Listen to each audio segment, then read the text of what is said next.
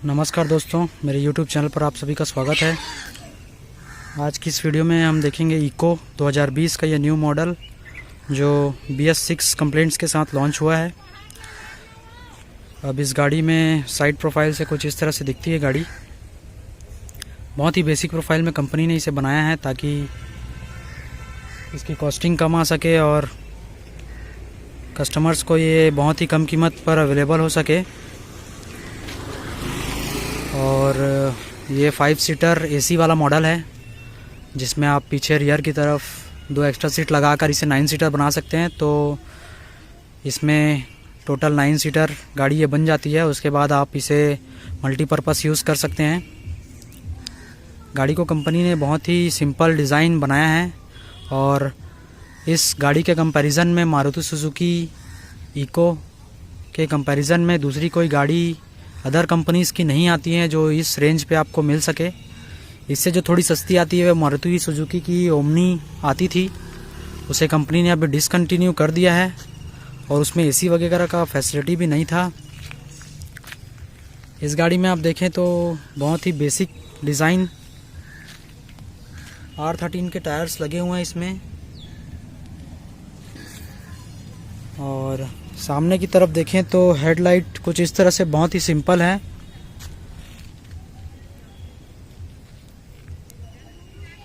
गाड़ी का engine bonnet थोड़ा सा बाहर निकला हुआ है, बाकी आधा इंजन अब गाड़ी के केबिन में है, इनबिल्ट केबिन। सामने सुजुकी का लोगो इस क्रोम के साथ है। हेडलाइट बहुत ही सिंपल डिज़ाइन में है, हेलोजन हेडलैम्प्स दिए हुए हैं और नीचे का बम्पर कुछ इस तरह से दिखता है। इसमें फॉग लैंप्स का ऑप्शन कंपनी की तरफ से नहीं आता है, अगर आप बाहर लगाना चाहें तो लगा सकते हैं। इसकी मिरर की बात करें तो ये सिंपल मिरर इसमें दिया गया है। जैसा कि मैंने बताया आपको कि गाड़ी की कॉस्टिंग कम करनी है, इस वजह से कंपनी ने ज़्यादा इसमें फैसिलिटीज़ नहीं दी हैं, पर जो काम की फैसिलिटीज़ हैं उसे कंपनी ने बिल्कुल ही दिया गया है इस गाड़ी में। साइड प्रोफाइल कुछ इस तरह से दिखता है गाड़ी का।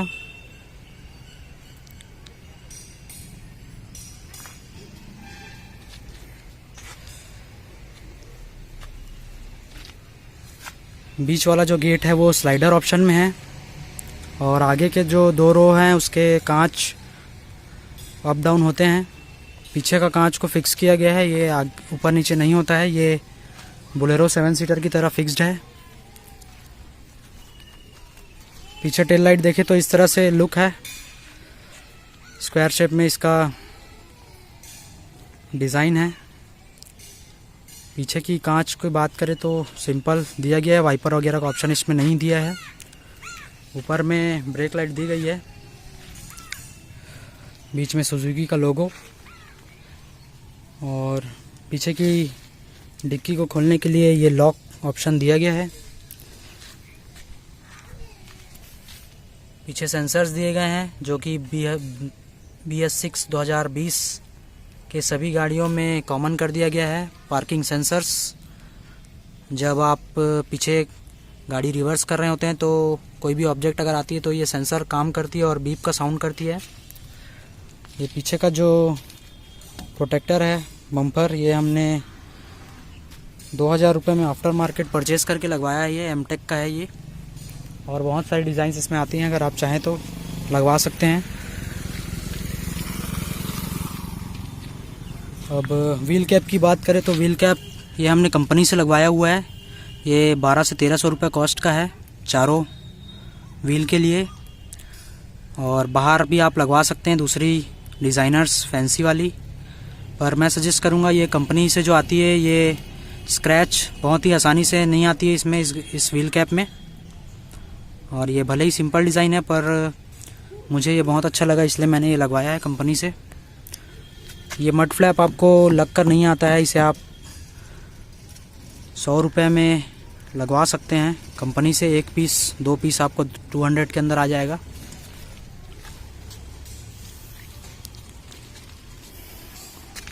पेट्रोल टैंक ये रहा, 45 लीटर का पेट्रोल टैंक इसमें दिया गया है। एक बार टैंक फुल कराने के बाद आप 600 किलोमीटर रन कर सकते हैं। ये गाड़ी 15 किलोमीटर पर लीटर का एवरेज देती है। 2 रेन वाइपर्स दिए गए हैं सामने विंडशील्ड के लिए और 2 वॉशर दिए गए हैं। ये बाहर हमने एंटीना लगवाया हुआ है। ये आपको 150 रुपये में मार्केट से मिल जाएगा।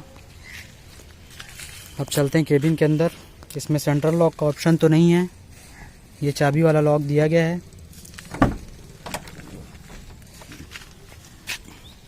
डोर के साइड में देखें तो ये गेट खोलने के लिए और ये मैनुअल विंडो दिया गया है। पावर विंडो इसमें ऑप्शन नहीं है।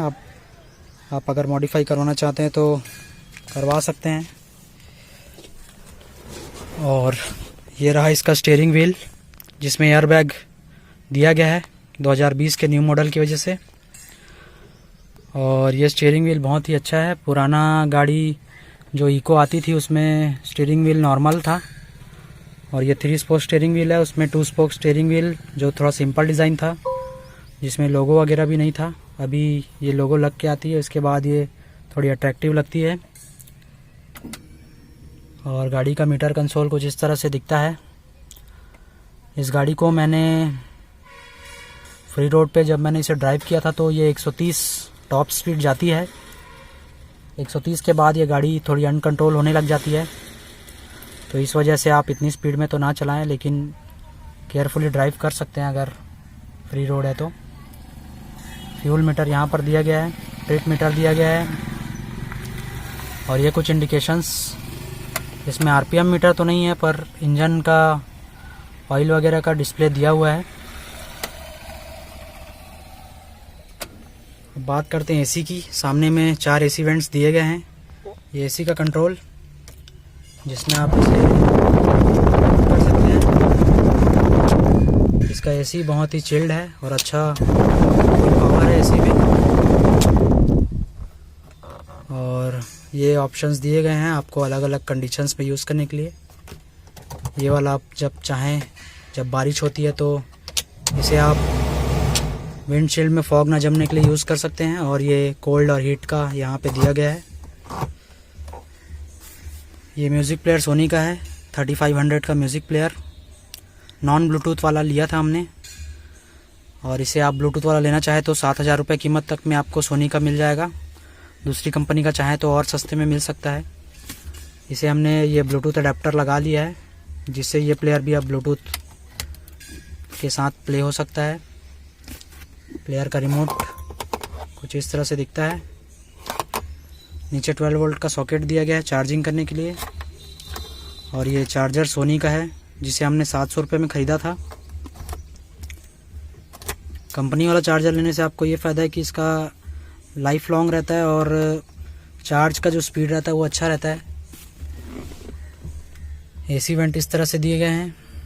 ये सामने गणेश जी की मूर्ति कंपनी की तरफ से लगा के दी गई थी। मारुति सुजुकी का ये पार्ट्स है।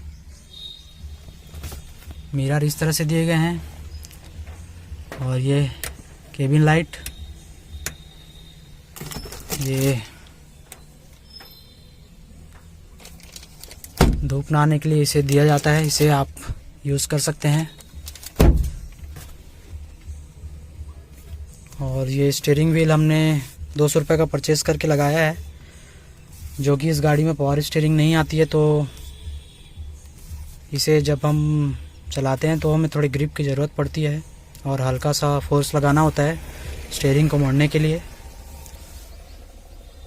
गियर नॉब ये इस तरह से है, 5 स्पीड गियर बॉक्स है एक रिवर्स के साथ। और ये रबर हमने लगवाया था, 80 रुपये का ये रबर है जिससे ग्रिप आसानी से बन जाती है गाड़ी पे। नीचे बॉटल होल्डर और ये पर्स होल्डर और यहाँ पे एक कॉइन होल्डर दिया गया है। ये पुरानी मॉडल में नहीं था, ये अभी डाला गया इस मॉडल पे। सामने ये थोड़ा सा स्पेस दिया हुआ है कुछ रखने के लिए। ग्लो बॉक्स में भी कुछ थोड़ा सा स्पेसेस है। और गाड़ी की सीट की बात करें तो सीट यहाँ से एडजस्ट होती है इसकी। और जब आप पावर विंडो लगाते हैं तो ये स्पेस उसके लिए दी गई है। पावर विंडो आप लगाना चाहें तो लगा सकते हैं। ये हैंड रेस्ट है, आपका हैंड ब्रेक। हैंड ब्रेक को बता दूं आपको, ठंड के सीज़न में यूज़ नहीं करना चाहिए। आप गियर में रख के गाड़ी को पार्क करें, जब भी पार्क करें। ये कुछ सेफ्टी फीचर्स हैं गाड़ी के लिए। सीट बेल्ट रिमाइंडर इसमें दिया गया है। अगर आप सीट बेल्ट नहीं लगाते हैं तो वो बीप बीप का साउंड देती है। और इसमें इंजन को लेकर भी कुछ दिया गया है, जैसे कि आप 80 के स्पीड में अगर पहुंच जाते हैं तो गाड़ी यहाँ पे बीप का साउंड करती है। और 120 का स्पीड अगर आप ले जाते हैं तो उसमें भी गाड़ी बीप बीप का साउंड करती है। म्यूज़िक प्लेयर की हम बात कर रहे थे, आप चाहें तो एंड्रॉयड प्लेयर भी इसमें लगवा सकते हैं, इसमें जगह दिया गया है। एंड्रॉयड स्टीरियो आजकल 8,000 से 9,000 रुपये के बीच में आ जाते हैं, बहुत ही अच्छे अच्छे प्लेयर्स। और इसमें जो हमने सामने स्पीकर्स लगाए हैं, छोटे छोटे स्पीकर्स 2 ठो लगे हुए हैं, वो JBL के हैं। 1,400 रुपये का कॉस्ट आया था उसे लगवाने पर, दो पीसेस का।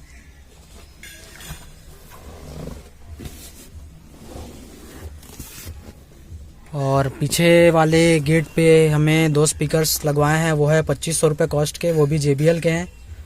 उनका साइज़ कोएक्सियल और बड़ा है इस स्पीकर से, 6 इंची स्पीकर बोलते हैं उसे।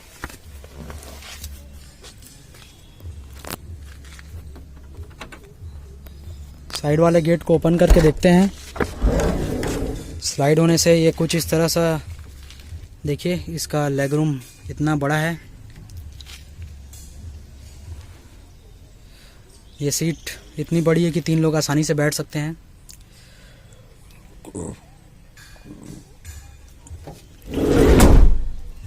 अब पीछे की तरफ चलते हैं। पीछे हमने क्या मॉडिफाई किया हमको आपको दिखाते हैं।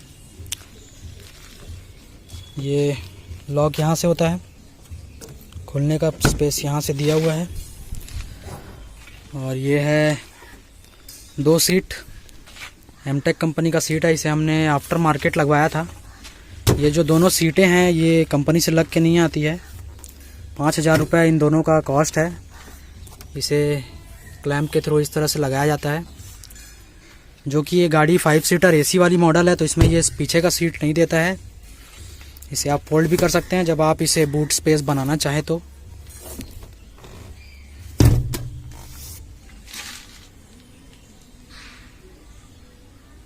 बूट स्पेस इसका बहुत ही अच्छा है, 500 लीटर के आसपास आप बूट स्पेस बना सकते हैं इसे, आप कुछ भी रखना चाहें तो। और स्टेपनी खोलने के लिए ये दिया गया है, इसे आप ढीला करके नीचे गाड़ी में स्टेपनी दिया गया है। और यहाँ पे एक केबिन लाइट और दिया गया है एक्स्ट्रा। मैटिंग की बात करें तो मैटिंग हमने 400 रुपये मीटर के हिसाब से इसे लगवाया था। पूरी गाड़ी में 3 मीटर का मैट काफ़ी होगा लगाने के लिए। 1,200 रुपये उसके लिए कॉस्टिंग आएगी आपकी। अब इसमें बैठ कर देखते हैं। पीछे बैठने के बाद हमने जो ये मॉडिफाई और किया मैं आपको दिखाता हूँ। ये हमने इसे एक सिस्टम बनवाया हुआ है ताकि हम गेट को अंदर से भी खोल सके। इस गाड़ी में ये बूट स्पेस है, इस वजह से ऐसा कुछ दिया नहीं गया है। तो इसे हमने बनाया है। इसे हल्का सा खींचने पर ये पीछे का गेट ओपन हो जाता है। उसके लिए हमें इसके लॉक को अंदर वाले पार्ट्स को खोलकर, इस वाले लॉक को खोलकर हमें थोड़ा सा मॉडिफाई करना होता है, जिसके लिए तार वगैरह और थोड़ा सा हुक की ज़रूरत पड़ती है। बहुत ही सिंपल फीचर है, मैकेनिक पास आप जाएंगे तो उसने कर देना है ये बहुत ही कम कॉस्ट पे। ध्यान रहे बस उसमें थोड़ा सा वेल्डिंग वगैरह करना होता है, तो उसमें वेल्डिंग में जो प्लास्टिक वाला जो भाग होता है इसमें वो पिघलने के चांसेस ज़्यादा रहते हैं, तो इसे बहुत ही सावधानी से करना होता है अच्छे मैकेनिक के पास ले जाकर। और ये रहा एक और ब्लोअर। ये ब्लोअर 900 रुपये का कॉस्ट का है। इसे हमने एक्स्ट्रा लगवाया है ताकि हमें गर्मी के दिनों में थोड़ी सी राहत मिल सके, क्योंकि इसका केबिन लंबा है और AC पीछे तक ना पहुंच पाए, उसके वजह से गाड़ी में पीछे बैठने वालों को गर्मी लगती है। तो इसके लिए हमने ये सस्ता, टिकाऊ और मजबूत इसे ब्लोअर को लगवाया है। ये केबिन लाइट यहाँ पे पीछे भी दिया गया है। और ये तो हो गया पीछे गेट खोलने वाला मॉडिफिकेशंस। और हमने गाड़ी में क्या क्या करवाया मैं आपको दिखाता हूँ। फर्स्ट सर्विस पे जब हम इसे ले गए थे तो हमने एंटी रस्ट का काम करवाया था। ये देखिए, इसमें रबर पेंट का एक कोटिंग किया जाता है, जिसमें बारिश की वजह से जो बॉडी रहती है अंदर की, वो सड़ने के चांसेस बहुत कम हो जाते हैं। इसकी कॉस्टिंग 2500 है। ये बहुत ही ज़रूरी चीज़ नहीं है, पर आप इसे करवाना चाहे तो करवा सकते हैं। कंपनी की तरफ से ये नहीं दी जाती है। कंपनी की तरफ से जब गाड़ी आती है तो ये वाइट कलर का होता है, ये अंदर वाला भाग। तो जब इसमें आप रबर पेंट करवाते हैं तो ये ब्लैक हो जाता है। वैसे भी कंपनी जब कोई भी पार्ट्स बनाती है तो इसमें भी अच्छा पेंट का यूज़ होता है ताकि गाड़ी सड़े ना। एंटी रस्ट आप करवाना चाहे तो करवा सकते हैं, बहुत ही ज़्यादा ज़रूरी नहीं होती है ये। हमें इसे कंपनी की तरफ से फ्री दिया गया था एंटी रस्ट का, इसलिए हमने करवाया था।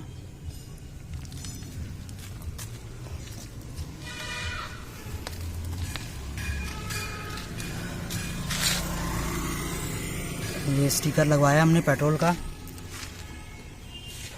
पेट्रोल टंकी में आप जब भी जाते हैं तो बहुत ही ध्यान रहे। आजकल डीजल और पेट्रोल दोनों की गाड़ियां आती हैं, तो बिल्कुल भी अगर आप डीजल की जगह पेट्रोल डाल देते हैं अपने व्हीकल पे तो बहुत प्रॉब्लम हो जाती है, परेशानी हो जाती है। पीछे जो हमने फ़ैन दिखाया था बहुत ही छोटे साइज़ का है, उसका स्विच हमने सामने की तरफ लगवा रखा है। और ये रहा आपका hand leveller, headlight leveller switch. और बोनट है, बोनट ओपन करके देखते हैं।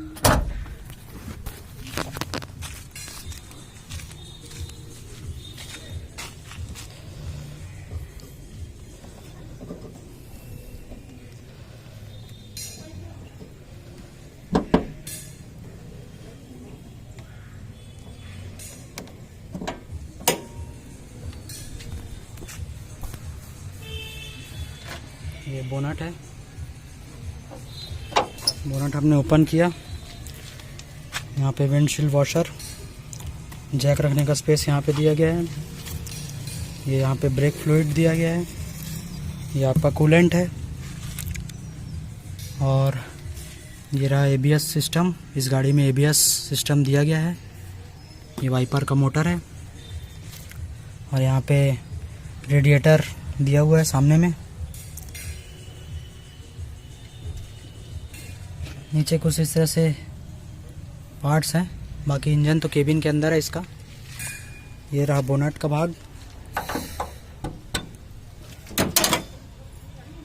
गाड़ी के इंजन की बात करें तो बहुत ही ज़्यादा हैवी इंजन नहीं दिया गया इसमें। 15 kmpl का आपको माइलेज आसानी से मिल जाएगा इस गाड़ी में।